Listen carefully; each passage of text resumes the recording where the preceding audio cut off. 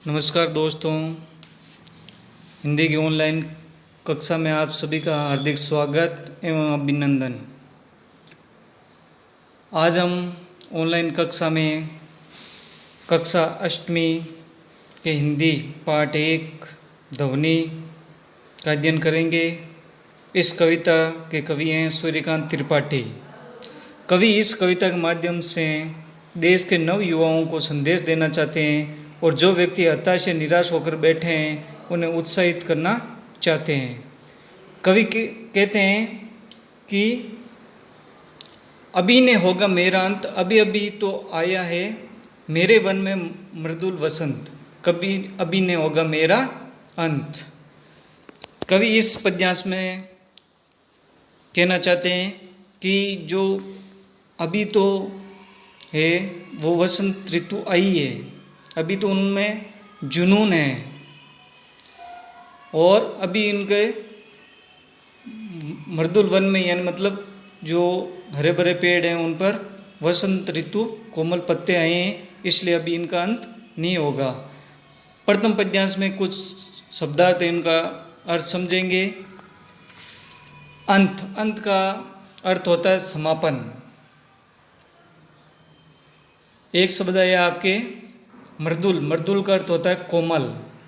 वसंत का अर्थ होता है फूल खिलने की जो ऋतु होती है।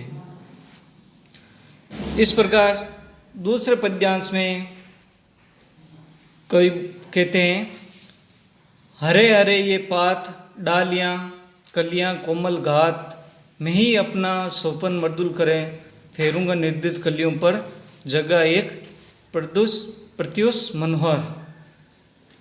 कवि इसमें कहना चाहते हैं कि अभी जो जिस प्रकार इसमें कुछ शब्दार्थ दिए हैं, इन शब्दार्थों का हम अर्थ समझेंगे। पात यानी पत्ता, एक शब्द दिया इसमें घात का अर्थ होता है शरीर। सोपन का अर्थ होता है सपना। फिर नीचे एक शब्द है मृदुल कर यानी कोमल हाथ। प्रत्युष यानी सवेरा। ये कुछ शब्दार्थ है जिनका अर्थ हमने समझा। तो इसमें कवि कहते हैं कि हरे भरे पेड़ जो कोमल अलसाए हुए हैं, हरे पेड़ पर जो कोमल अलसाए हुए हैं अर्थात आलस से भरे हुए हैं, उन पर कोमल हाथ फेर कर जगाना चाहता है, जिससे वे खिल जाएं। और इस प्रकार कवि है वो कोमल हाथों से युवाओं में जोश भर कर के सही दिशा में बढ़ाना चाहते हैं। कविता के आगे का पद्यांश, पुष्प पुष्प से तंद्राल से लालसा खींच लूँगा मैं, अपने नव जीवन का अमृत से सींच दूंगा मैं। पुष्प का अर्थ होता है फूल। तंद्रालस का मतलब नींद के अंदर, नींद से अलसाया हुआ। शहर से मतलब खुशी से। लालसा मतलब इच्छा या लालच।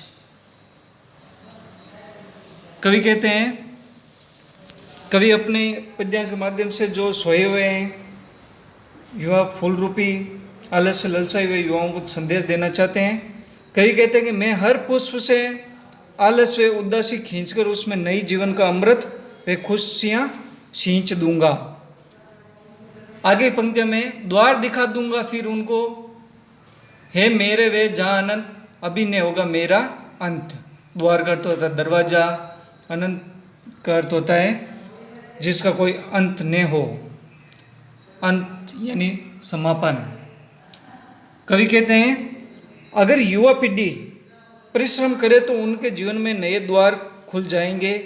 कवि आगे पंक्ति में कहते हैं कि जब तक नई पीढ़ी को सही राह नहीं दिखा दूं तब तक मेरा अंत नहीं होगा। इस कविता के कवि हैं सूर्यकांत त्रिपाठी निराला। कविता की पंक्तियों के कुछ कठिन शब्दार्थ। पहला शब्द है मृदुल, जिसका अर्थ है कोमल। पात, जिसका अर्थ होता है पत्ता। घात का अर्थ होता है शरीर।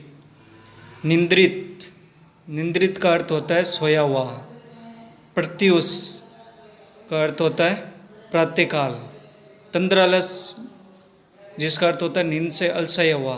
लालसा, लालसा का अर्थ होता है कुछ पाने की चाह या अभिलाषा, इच्छा। इस प्रकार ये हमारे कविता का भावार्थ वे शब्दार्थ हुए। चैनल को सब्सक्राइब करो, बेल आइकन दबाना ना भूले।